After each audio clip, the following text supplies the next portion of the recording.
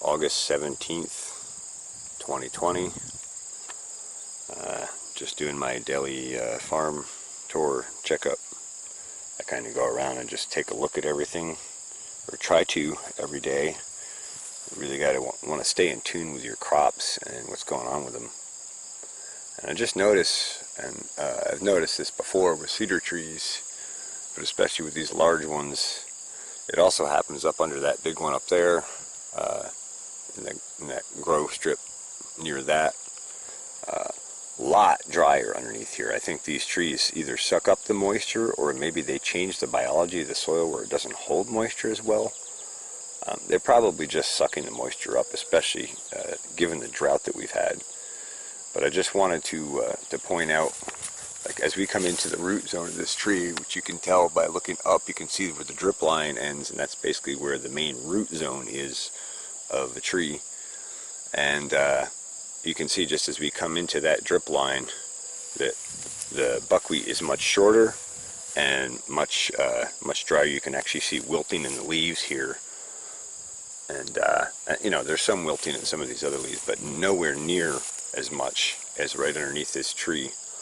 So interesting just to note the microclimates that you get on a farm, based on the soil topology, based on what's growing around the area you're growing in, and so many other factors.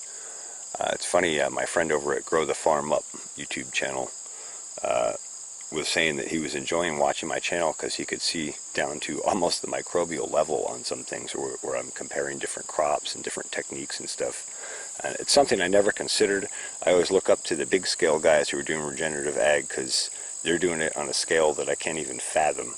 And there's a lot of management and energy and time and planning involved in doing that. But it's cool to be able to contribute in some way, and this is one good example of like where these little microclimates show up. And you know, if you're out here paying attention to what's going on your soil and your land, you start to notice little things like this. And boy, I'll tell you what, this can make a big difference. Like in future planting next year, like if I know it's really dry under here, I won't put a high water demand crop under here, like say tomatoes or something. Anyway, I've kind of yammered on about this a bit, but I just wanted to point out how these microclimates exist all in different places. There's a few other ones around here. I pointed out one in a video the other day in the corn block, where the soil is much less robust in one area. So I'm just going to continue to observe these and point them out and make videos about them. I hope you find this interesting or informative, and I thank you for watching the Pharmacy Seeds Network.